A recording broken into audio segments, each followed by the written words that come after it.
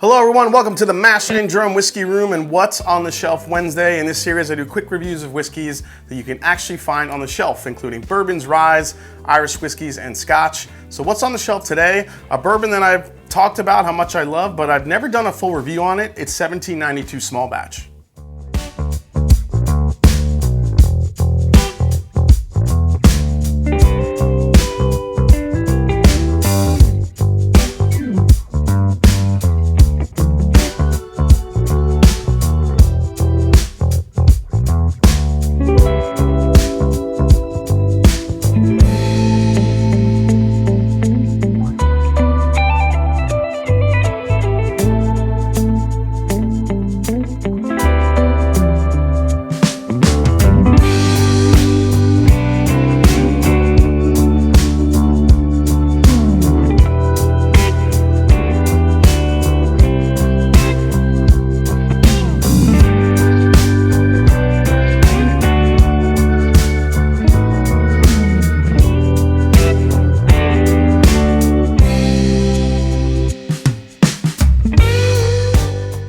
So the Barton Distillery, now officially called the Barton 1792 Distillery, was started in 1874 by Ben Mattingly in Bardstown, Kentucky, near a bend in the Beech Fork River. He chose the site because of a natural spring on the site called Morton Spring.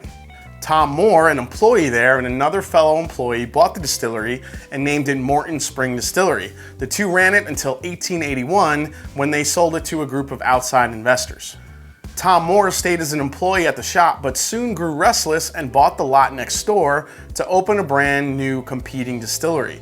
His new operation soon outperformed his former employer to the point he was able to repurchase Morton Spring Distillery and merge the two operations together.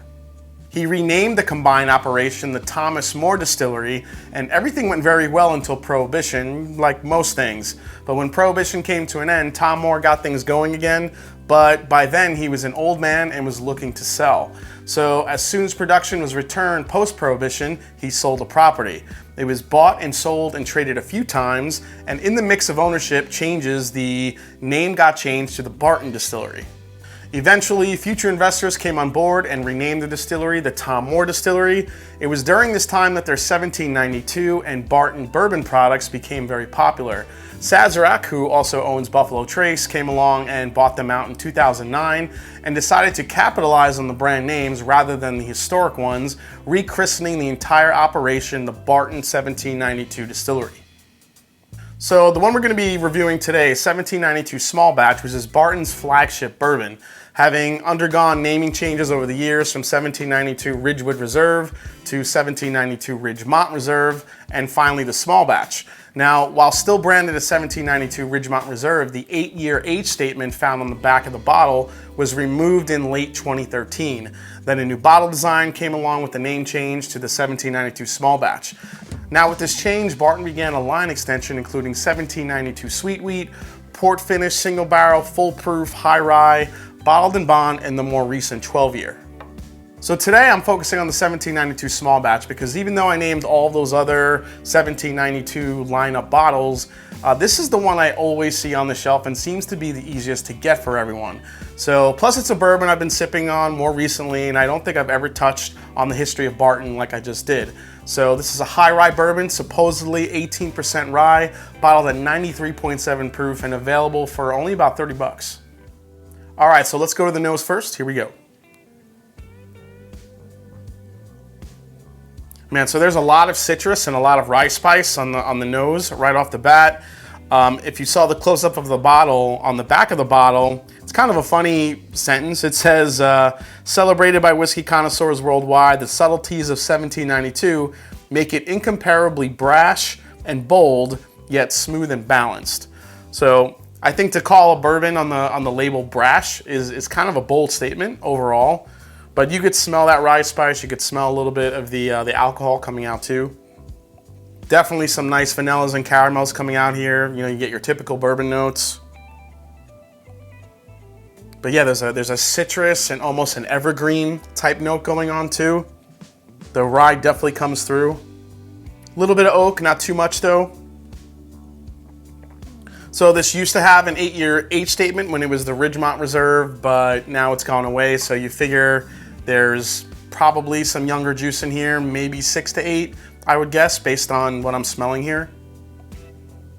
Definitely some orange spice, cinnamon, but like cinnamon red hot candies. It's very potent on the nose. There's also a floral quality to it a little bit, probably from that high rye. There's a floral type of, I don't know if it's flowers or fresh cut flowers or maybe like a grassy note I'm getting to.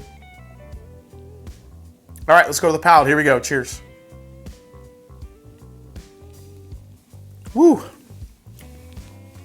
For 93.7 proof, this thing comes in hot.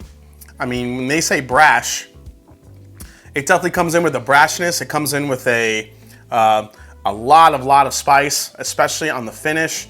You get that sweetness up front, but man, once this hits about mid to back palate, here it comes. I'm bringing the spice, I'm bringing the cinnamon, I'm bringing the black pepper. Man, from around mid palate to the back, that's really what most of it is. Cheers. All right, second sip was a little bit more refined. Second sip now is when all the flavors are coming out now. The sweetness, the citrus, the lemon, the orange. A little bit of that evergreen note is still there a little bit. Kind of like a Christmas tree type aspect to it. Caramels, a little bit light vanilla. But that finish, man, that high rye black pepper is just, I mean, I would say this has a medium to long finish is based on, you know, what you get on the back of the palate with that high rye spice. There's a lot going on in that aspect. Another sip. Yeah, it's, even with the sweetness up front. Now, I happen to like this bourbon because I like the spice on the back end, but if you're not used to something like this, whenever I've introduced this bourbon to anyone, they, you know, the spiciness of it and the high rye aspect really kind of throws them off because, you know, you have other high rye bourbons, ones are in the 20s, but it seems like those seem to have a little bit more of the sweetness profile to counterbalance that rye spice. Whereas this, which might be on the younger side here, if we're looking at a 6 to 8 year old bourbon, I don't know if it has enough sweetness and enough of the flavors from the barrel to overtake that spiciness that it has from that high rye. I mean, it really does come through. Let's go for one last sip. Unfortunately, with this one, I think the more you sip it, the less interesting it gets, and it just becomes a little bit more spicy and citrus, a little vanilla, a little caramel. Not too much else. It's not overly complex. It just has those direct flavors that I was talking about. I think for this, if you know anyone that likes a spicy bourbon, I do find that Wild Turkey fans really like 1792 because Wild Turkey, even though it's not a super high rye, it's known as a high rye bourbon, I guess, a little bit, but if they like their bourbon spicy, if they like that that pepperiness on the back end, almost like having a hot sauce and it just lingers on, you can introduce them to this to get even into a higher rye bourbon at the 18%. So if you're into bourbons that are a little bit sweeter, not so rough on the palate, like if you enjoy Blanton's or wheated bourbons like Weller, if you like Heaven Hill stuff, if you like some of the Old Forester bourbons, you know, those definitely drink a little bit easier. This one is not that. This one is gonna come in with a lot of spice, a lot of pepper. It's gonna linger on. So if you like that on the palate, then you'll really enjoy this. Overall, for $30, I think it's a really solid bourbon. I do think there might be some other stuff that's a little bit cheaper than this that I would probably drink more, like Old Forester Signatures at 100 proof. It's cheaper, drinks a little bit easier than this. Even Wild Turkey 101, I think, has a little bit more sweetness to balance out that rye spice. But if you just want something with high rye and a lot of spice and a lot of black pepper, then you're gonna love 1792 Small Batch. All right, guys, well, hope you enjoyed this review for 1792 Small Batch from Barton Distillery. Hope you enjoyed it. If you did, hit that subscribe button below. Please hit that like button. If you haven't yet, find me on Instagram and find me on Twitter. Let me know what you think of 1792. Do you like it? Did you find it too spicy when you first tried it? And as I always say, it's not about the whiskey, it's the people you share it with. So cheers, and I'll see you next time on The Mash and Drum. Take care.